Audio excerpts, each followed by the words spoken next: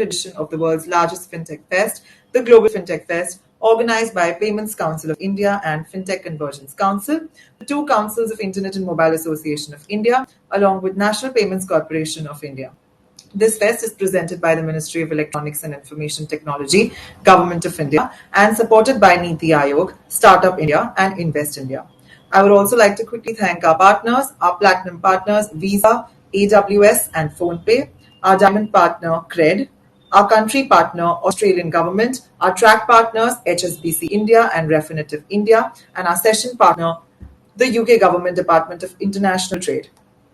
The second edition of the summit is with the topic FinTech Empowering a Global Digital Economy and providing an in-depth understanding of the latest business, policy, investment, and technology developments within the FinTech industry.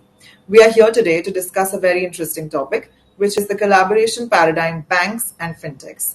This session is powered by the HSBC India, and we're glad to welcome our esteemed panelists. First up, our moderator, Mr. Siddharth Rungta, Country Head, Global Liquidity and Cash Management, HSBC India, along with our esteemed panelists, Mr. Amitabh Tiwari, Chief Innovation Officer, Razorpay, Mr. Omkar Srihathi, Co-founder and CEO, Karza Technologies, Ms. Priya Sharma, COO, CFO, and co-founder, Zest Money, and Mr. Connor Deegan, co-founder and CEO, Cashflow. Thank you for being a part of this panel today. And for the people on the platform, I would request all delegates to please post your questions on the chat window on the right-hand side. And when we have the last 10 minutes to end the session, we will try to respond to the questions. Thank you, and I would now request Siddharth to please take over.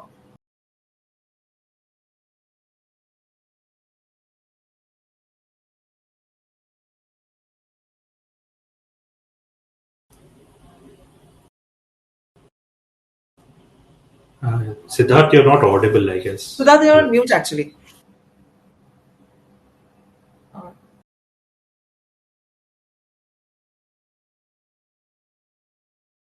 No, you're not. You're not audible. In case without headphones.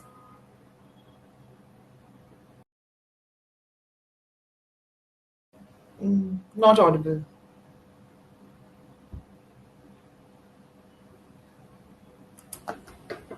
That's Murphy's Law, I guess. Yes.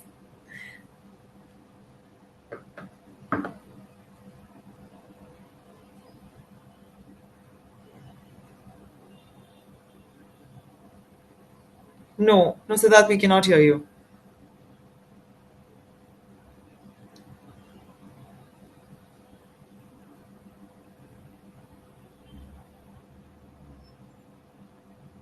Not able to hear you. Do you want to log in again from another system?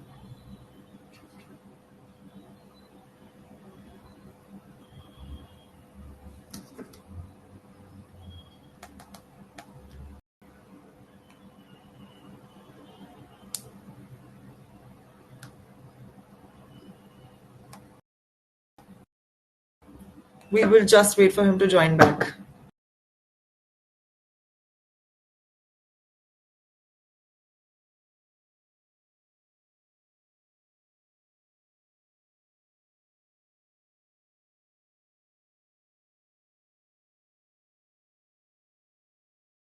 Amitabh, sir, meanwhile, would you like to start?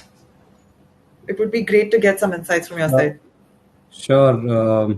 I mean, like somebody was saying, Murphy's Law. Right. Siddharth is back on. No, he's not audible yet. Okay. So while Siddharth fixes it, let me, take on his role for a bit and welcome my fellow panelists, Omkar, Priya, and Connor. Great to meet with all of you here. The topic we have today is a really exciting one, very relevant and topical one as well, which is banks and fintechs. What's the interplay between these two participant groups in the financial services ecosystem? How do they work well together? How do they bring out the best in each other? And at some level, do they also compete with each other? That's really the theme of today's conversation. And as Siddharth, gets his sound system, his mic going, maybe we can start off. And just to set the ball rolling, let me just start by sharing my initial thoughts, and then invite the fellow co-panelists to share their thoughts as well.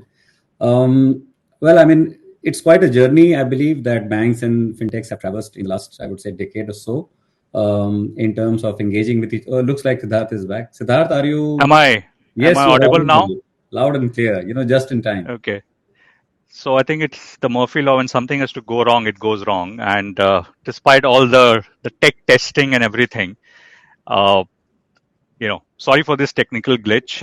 And just picking up from where I had left, I just wanted to say that I'm very delighted to have, four of the co-founders and the CXOs of four fintechs who have been very successful in their respective fields. And since we've lost a few minutes, probably we'll straight away dive into the conversation.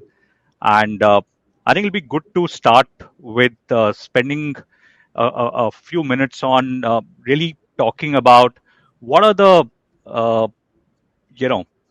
what are the factors that seem to be driving this collaboration between the banks and fintechs, which seems to have really strengthened over the last few years. Probably we can start with you, Amitabh, if you don't mind.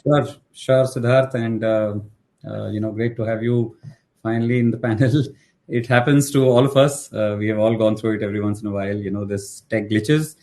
I was just getting started with the same exact thing that you just now spoke about, on how over the last decade or so, banks and fintechs how the whole contours of engagement have changed, right, over the last decade or so. I guess it started out by both entity types kind of looking at each other and thinking, who really owns the customer. I think customer ownership was one fundamental question which was at the crux of it a decade back, I remember, right? And that time, it was telcos as well who were about to become banks. And there was a lot of, I would say, apprehension, a lot of unanswered questions as to finally with whom is the customer ownership going to rest. I think a decade down the line, some of those things have got clarified. What fintechs have brought to bear, or what we have seen happening in the market, is that the customer today has become really discerning. The needs that today's customer has are well, I would say they're well enunciated. They are well spelled out. And if you do not meet those needs, then the customer is going to seek other avenues. And therefore, today fintechs are helping banks bring more customers, bring more business, bring better engagement with those customers, right? By providing ease, experience, and in many cases, better economics. At the same time, there are a few areas or a few aspects in which banks very clearly score, and which is where fintechs benefit from banks. Their experience of managing business cycles, their strength in compliance and understanding regulations, and especially in the Indian market where we've got a strong regulator, very pro-growth, but at the same time very, very aware and very committed to protecting the consumers' rights, right? So it's important to understand regulations well, important to understand compliance well, and that's where banks really help. They come in handy. And I guess help in protecting the overall ecosystem. Also, let's not forget that all said and done, banks have a very important element, that of trust. Consumers included, you, me, and everybody on the panel, I'm sure, we trust banks. While fintechs do deliver great experiences, and there could be a sliver of the new consumers who do have that faith and trust in fintechs. End of the day, the trust that banks have built is many decades old. And with that trust and the superior distribution that banks have, I think it's a pretty complementing kind of collaboration, which has evolved over the last decade. And I think it's very exciting, what the next decade or so holds for us. I think thanks, Amitabh. I can't agree with you more. I think it's all about complementing each other, and at the end of the day, delivering value to the end customer. I think that's what the customers are today looking for.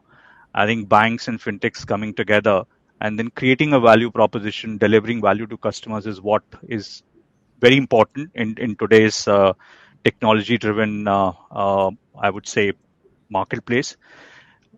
So just moving ahead, since we spoke about the collaboration and the banks and the fintechs partnering, I think it'll be good if we can make this a little real for the audience. And I'm sure that everybody would like to hear that what really goes behind a successful collaboration between a banks and fintechs. So in that context, I think if I may request Omkar and then Priya yourself to probably share a few examples, if possible, where you've kind of seen the bank and the fintech collaboration happening successfully, and what have been the learnings in terms of what works well. What are those Sure. success factors which one should really look for to ensure that the collaboration is successful? Sure. It's taking forward from Amitabh itself, right? In terms of, in the end, it's merely focusing on the end consumer. And that's where basically I see multiple levels of collaboration or stage by stage growth in terms of how fintechs and banks would collaborate. And if I have to give you my perspective, it sort of moves three ways. So first and foremost, so if I have to understand correctly in terms of the overall size and scale at which banks operate, at times there is lack of agility in terms of meeting those, increasing customer demands.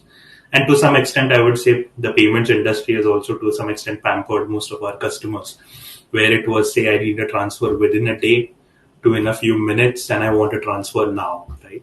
And that's what the expectation has been set across all BFSI products, be it loans, be it accounts, be it payments or any other, right? So the consumers are moving in terms of requirements that I need it now. And that's where basically for as a bank or a financial institutions to overhaul most of those services at the back of how the processes, the compliances, the regulatory aspects have been set up, it takes a good amount of time. At the same time, as a bank, you would not like to lose out on most of those customers, right? So partnership with fintechs, essentially the way we look at it is multifold. First and foremost is how banks can leverage on fintechs like ours to sort of automate, digitize through and through their entire backend processes, revamp the overall supply side of banking to meet the, I would say, the SLAs that consumers expect as a bank or from their financial institution or their fintech partner, right? At the same time, fintechs on the other side are also one of the sources of business, right? How do you partner, collaborate with them to get an early move into the market, start servicing some of these customers? And that's where some of those aspects which Amitabh mentioned, right? Look, a decade back, who owns the end customer, right? It's something those have been sort of been over a period, those have matured, there is a lot more clarity, and basically that's the other servicing angle. And third area where we also see is how banks can further service fintechs, right? How they can provide various banking services, APIs, your LSP bridge, and a lot of those aspects that would be coming in, and how banks can further extend their services for fintechs to help them grow. And last and fourth, essentially, is how banks and fintechs can come together to serve their end consumers, right? Say, for example, we have sort of seen multiple, all of these or almost all of these aspects with banks or financial institutions. And a successful one, I would say, is basically that extends across all verticals of partnership. But specifically with HSBC is something like where we work with the bank in terms of revamping or working in terms of digitizing their entire supply chain. At the same time, we consume a lot of services from HSBC. At the same time, where we can also go together to the market and basically serve larger corporate customers, SME customers together. Say, can we provide better diligence solutions for the end consumers? We see a lot of banks now providing GST filing services. They're providing tax filing services, better insights and MIS on their financial, better analytics of their fund flows. So those sort of insights can also be added on top of the banking solutions through fintechs to serve the end consumers, right? So there are multiple dynamics in terms of how banks and fintechs can work with each other. And a good or basically a successful collaboration is basically where both of them grow together, and it's basically spreads across as many options or as many opportunities as possible to sort of have that more ingrained and more joined to the hip sort of a growth. No, thanks, Omkar. I think you very beautifully put the fact that there's usually a multi-dimensional partnership, which happens between banks and fintechs. I think co-creating solutions or taking solutions to the end customer is just one part of it. Priya, would you like to add in terms of, again, factors for a successful collaboration, and if you can make it a little real for the audience, if you have any examples to share? Sure, absolutely. And first of all, thank you for having me here. It's indeed a pleasure to be part of this panel. So I think the way we think about this, and in general how we think about fintech in India, is there's two things, especially if you look at it from a consumer standpoint. I think fintech is all about, or the fintech revolution or the adoption in India is being led mostly by the smartphone, right? And I think we've seen that also play out, especially in the payment space, led by UPI. And what we have seen is that there are obviously 3 or 4 apps, which I think everyone is familiar with. They have become effectively the mobile interface, or the way the consumer is interacting with their UPI payments. But actually, if you think about it, the entire railroads or the infrastructure is actually being provided by banks, right? So it's obviously NPCI, but then NPCI is effectively running on a bank-to-bank kind of a transfer.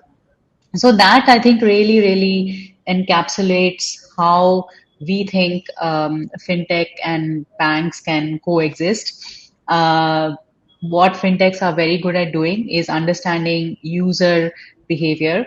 And one of the reasons why, the fintech revolution has taken off in the rest of the world, and this obviously started with fintech 1.0 in 2007, 2008, is, as I said, it's mostly around smartphones. Because pre-smartphones, it was mostly financial technology, or there were obviously pieces that were being automated at the back end. And I think banks were the kind of face of things for the consumer. And then obviously they would have certain financial software, or they would have financial technology, right? And since 2007, 2008, and I think that has started happening in India from, say, 2014 or 2015 onwards, is that fintechs are at the forefront, and they are the ones who are touching the consumer, and they are the ones who are experimenting with consumer adoption. They are the ones who are also simplifying financial services for the consumer, and also small businesses for that matter. But then, the bank and the bank technology is the one who's effectively powering the ecosystem. And if you look at what has been happening in the rest of the world, especially in fintech 1.0, and my background is that I've been working in fintech for almost a decade, and my first half of my decade I was actually based in UK, and I've seen the fintech 1.0 revolution there, where it was very much about fintech taking on the banks, and this notion of fintechs will disrupt financial services or banking. And I think in India, from almost the get-go, it has been a lot more about collaborating with the banks, working together with the banks, because I think we all understand that banks in India, they've definitely, firstly, in terms of technology, I do feel that they are still leaps and bounds ahead of some of the other jurisdictions in the West, more because obviously the digitization and the technology adoption in the banks happened a bit later on as compared to the rest of the world. So in terms of technology, the banks are actually pretty good. But what the banks are not good at traditionally is definitely understanding the mass market consumer. So while banks have tended to be very good at understanding or solving for the, let's say, the certain layer of the society or certain segments of society, they're not able to solve for everyone, for example. So in our case, we started out with the notion that we were very good at understanding consumers. We do a product that is now globally called Buy Now Pay Later, or effectively it's a form of digital checkout financing. And we very quickly realized that we needed to be obviously technology and product led. So we were much better at doing that. We were much better at working with, for example, e-commerce merchant to develop point of sale or checkout financing solutions for them. We were much better at understanding consumers. We were also better at understanding consumer risk. for example. And the way we then collaborate with the banks and also non-bank financial companies is basically we work with them, and they are effectively our balance sheet providers in certain respects. And now we're getting to a point where actually co-creating products with the banks, right? But the idea is that I do feel that going forward, fintechs are the future in terms of consumer adoption. Consumers, we are more nimble. We are able to cater to a wider spectrum of the consumer. We are obviously completely digital, and we have digitized in step with the needs of the consumer. Our consumer is someone who's on Zomato, Swiggy, Amazon, Flipkart, and we are able to bring that same kind of experience to the consumer, while maybe banks are not. And you see that, that story has really played out in the UPI world, as I mentioned. So I see this as a collaborative approach. I think banks are the backbone of this ecosystem, and I think in the short term, fintechs will be the front face, and the banks will be the backbone. I think in the medium to long term, we will start moving towards a bit more of a co-creation kind of a mode, where there will be deeper collaboration between the banks and the fintechs. No, thanks, Priya, for your insights. In fact, I agree with you that the whole UPI was probably the watershed moment in terms of creating or enabling the environment or the ecosystem, leading to something which you called out, which is very important, is in terms of ability to experiment, okay, and really taking the digital propositions to the end consumer, to the masses, okay. And I think that was enabled in the environment, and I think fintechs, being nimble, I think took the lead, in terms of making that happen. And I think, banks are probably catching up more in terms of, again, partnering with fintechs to make sure that at the end of it, you co-create solutions and take it to the end customers. I think we spoke about, obviously, the successful collaboration or the need to collaborate, and I think that seems to be going quite well. But just in terms of for audience knowledge, despite best of the intents, to work together and collaborate, there are times, I'm sure, where let's say it's not that successful, in terms of collaborating and moving forward between banks and fintechs. So any insights in terms of what are the pitfalls to avoid? What are the don'ts, when it comes to the collaboration between banks and fintechs? With both, both the entities need to be aware of, to avoid the collaboration not succeeding or achieving the objective it started with. So any perspective on that? Maybe Amitabh, you may want to provide some perspective on that. Sure. No, that's a great question, Siddharth, actually. I guess every time a new project is picked up by a bank team and a fintech team, it should all start with setting common goals. It's very important to know who, that both the parties are in it for the same end result or end objective, and not for different objectives. So understanding the requirements which have brought the two entities together I think it starts with that. And often we are in a hurry to jump straight away into executing projects, right? Sometimes you have got regulatory deadlines or something else, and then you are just running as fast and as blindly as you can. But in most cases, when you are trying to co-create, like some of the fellow panelists spoke, when you're trying to create a solution for the market and you have to offer it jointly to customers, it's very important to align, and then it's equally important to also communicate in language that both the parties understand. Often it becomes a question of the difference in pace. It also becomes a question in not fully understanding what kind of approval hierarchies, metrics, etc. exist in banks. To quote an example, there could be a compliance process in a bank which probably the fintech may not even take very seriously, in the sense may feel that it will just require 24 hours to go through it, and it may actually require 24 days to go through it. So then it throws your entire project plan haywire. So it's very, very important, I think, that initial planning alignment and understanding the pace of both the organizations, also understanding very well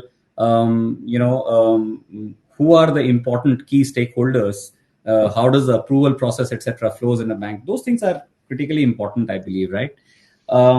What also I have at least noticed in some of the projects that I have been a part of is the need for both the parties to have sane voices who can pull them back. Look at a bank setup and look at a fintech setup, and for any project you will have people coming in from infosec, from product, from technology, from a whole lot of functions, right? And sometimes all of them may not be plugged into the overall framework or the picture of the project, and they might possibly only be aware of their own small part in the overall project.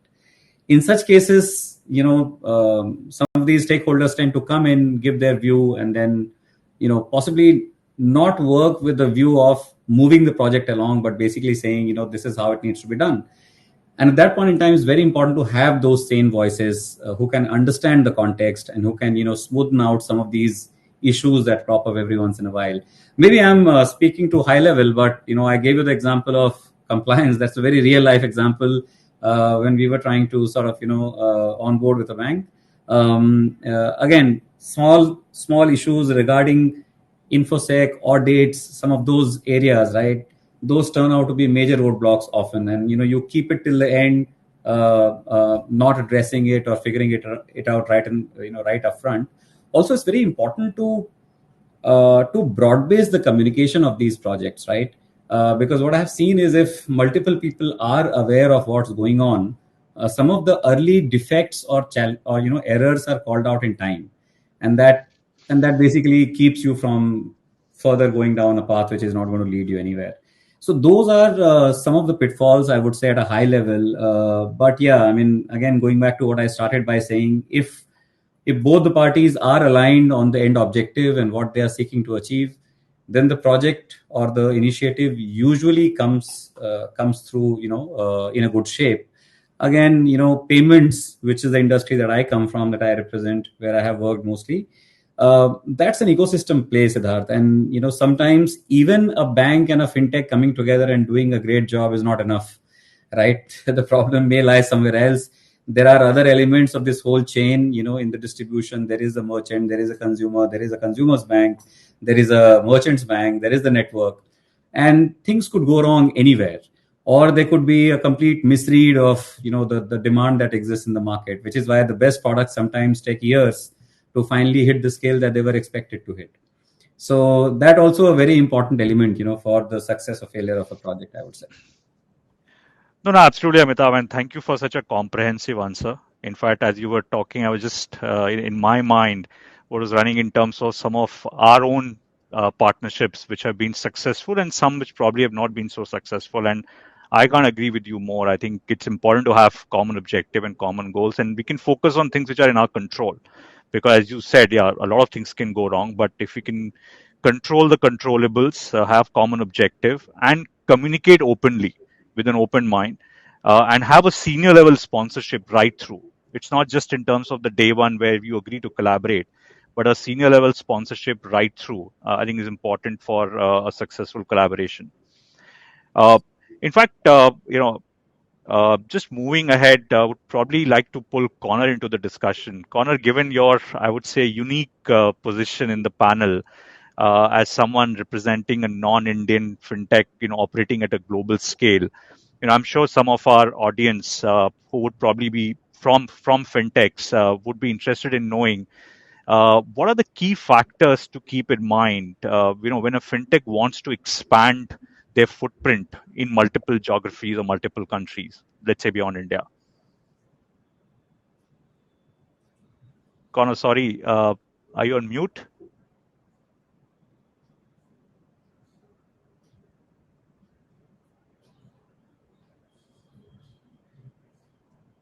Okay.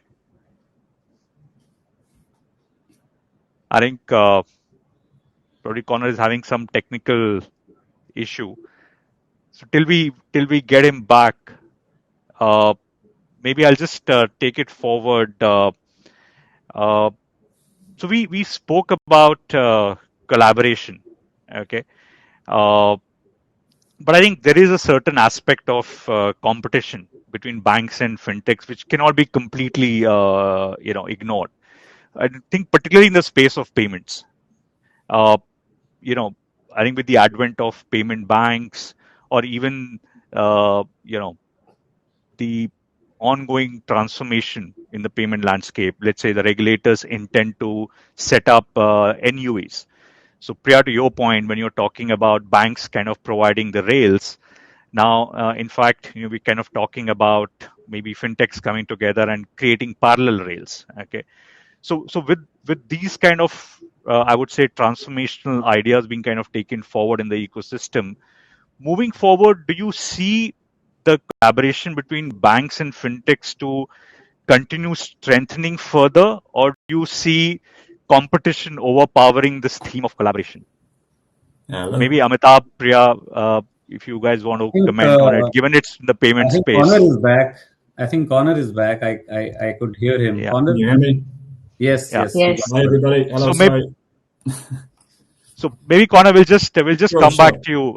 Maybe Amitabh and Priya, if you want to comment Sure. on this point. Sure. Yeah, sure. Priya, would you like to go first? Sure. Yeah, maybe I'll go first.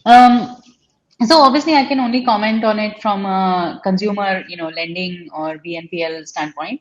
So definitely, what we are seeing in the BNPL segment, or buy now pay later segment, as it's now globally called. Firstly, this segment or this category almost has been recognized only in the last, I would say, 12 to maybe 18 months, because of a few companies in the global arena going, IPO and things like that. So, but however, having said that, this category or this product has actually existed for a long time in the West, and even with us at Zest Money, we've had this product live for the last 5-6 years. But definitely, what we are seeing is that there is a lot of interest around BNPL, and as a result of that, definitely now you see banks like even HDFC in their analyst presentations actively talking about how they are looking at BNPL, whether BNPL is a product that is interesting to them, and then they are also even in their analyst and investor presentations, they're talking about whether they want to compete directly with fintechs or they want to collaborate with them. So I definitely feel that the good thing that has happened in the last 4-5 years in India is that I think banks have definitely woken up to fintechs, right? And especially in the last 12 months post-COVID, they have also realized that, especially in the wake of the lockdowns, for example, that happened, that they just did not have even let's say the BCP or business continuity technologies in place to ensure that some of the, for example, when it pertains to lending, collections could happen on time, or their underwriting processes that were not fully automated, for example, that could happen on time, right? So as a result of that, what we have seen is that a lot of the banks have actively realized that they may not have the full technology suite to be able to provide the end-to-end services that are required. Again, as I said, I'm speaking more in the sense of lending. I think in payments, there's definitely a lot more automation, and it is an ecosystem play, as Amitabh already pointed out. But there are other areas where banks started to realize that maybe they didn't have the full extent of digitization or the full capabilities to provide a completely digital product. And that's why I feel that right now it is a bit more on collaboration. I think, over time, we will see a few of the large banks become competition. Obviously, when I speak about ourselves or BNPL, we already have competition from the banks in the form of credit cards. But this is also quite an interesting point, that globally the reason buy now pay later as a segment is really growing and has suddenly become a buzzword is because we do see globally this movement in millennials and young customers who are moving away from traditional form factors like credit cards and embracing buy now pay later as a product. So it also depends on which segment you are in and what exactly you're doing. Definitely, we feel in the lending scenario or consumer lending specifically that it is a mix of collaboration and competition. I would say the focus is a bit more on collaboration because, but then we are actively competing because, effectively buy now, pay later is a product that is globally competing with with credit cards. But I feel that in general, the ecosystem in India is a lot more collaborative. So fintechs in general are collaborative. We have always approached banks with an open mind, and vice versa. So, but in general, I always feel that it is about the consumer. I do feel that form factors such as credit cards are a bit of an older technology, and definitely in India, we have seen consumers take on rapidly mobile-based technologies such as UPI, and definitely if banks are always relying on an older technology versus fintechs who are always relying on a newer technology, and if the consumer adoption is moving that way, then definitely we are sort of almost going against the grain and moving the consumer behavior towards a newer technology. So that's how I think about it. But at the moment, we're definitely all of us finding ways to collaborate with the bank. No, thanks, Priya. And Amitabh, if you don't mind, I think in interest of time, probably I'll go to Connor, because I think that's a fairly relevant point, I'm sure, for our audience. So, Connor, just to repeat the question which I had asked, being someone who's from a non-Indian fintech operating at a global scale, what are the factors which are important, or a fintech which needs to keep in mind if they're really looking at scaling up beyond, let's say, India into multiple geographies and multiple countries? Sure. Yeah. Hi, Siddharth, and great to be here. I think the key and most important thing to keep in mind is I suppose the relevance of your product or your service, or the value that you're trying to provide to an audience, outside of India. And that's really as simple as I can make it. If what you're doing is very specific to a geography, if it's very specific to a regulatory change or something that's happening within a country, you can hope that it happens elsewhere, and it may happen elsewhere, but you have very little control over that. So I think, first and foremost is to focus on, how relevant is what we're offering or plan to offer to users and customers and companies and potential partners outside of a geography. In this case, India. I think that buy now, pay later is a classic, a great example. That's clearly something that has global appeal. It's something that's not just relevant to India in this case. However, it's an extremely competitive field, right? And you have to then factor in how you can compete in other markets when you go in there. I think to use, I suppose, our example, Cash Analytics example specifically, we're based in Ireland, so we're in a very small country with quite a small market. So most companies that start here start with a global outlook as a default, because that's what we need to do. Because it's just focusing on our home market won't allow us to build a very big business. So that's where I suppose we're at a disadvantage in some ways in not having a large domestic market, but from going global, or at least going into other countries, that has to be the starting point for us. And obviously slightly different in India, where it's an enormous market. But I think it's all about the perspective at the starting point is what we're offering relevant to users and homogenous user groups outside of our home country.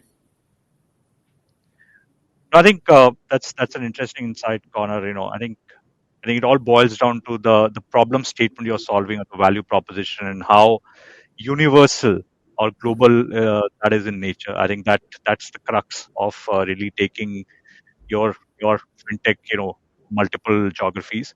I just want to check, do you think collaboration with a global bank plays any role in terms of facilitating, taking your proposition to multiple geographies? Yeah, absolutely, Siddharth, and I suppose the point has been made by pretty much all of the panelists around the natural scale that a bank brings, okay, and the infrastructures and the things that they've developed, the infrastructure and the things that they've developed over decades to support their customers in their home country, but also in particular for a bank like HSBC, which is one of the only few true global banks. They already have that global infrastructure in place. So to reach a truly global scale, absolutely collaboration with a global bank is a really good way to do that. It brings obviously the credibility, which has been mentioned on a number of occasions, credibility in certain markets, because going global is great, but you still have to operate in individual markets when you do that. And going shoulder to shoulder with a bank or partnering with a bank gives you that natural credibility in that market, which may take quite some time to build up independently. Thanks, Connor, for your insights. I'm afraid I think we've run out of time. I would have really loved to carry on with this conversation for a few more minutes. I really wanted to get everybody's perspective on a bit of a crystal ball gazing, but maybe that's for another day. Thank you again, everyone, for your time. Back to you, Garima.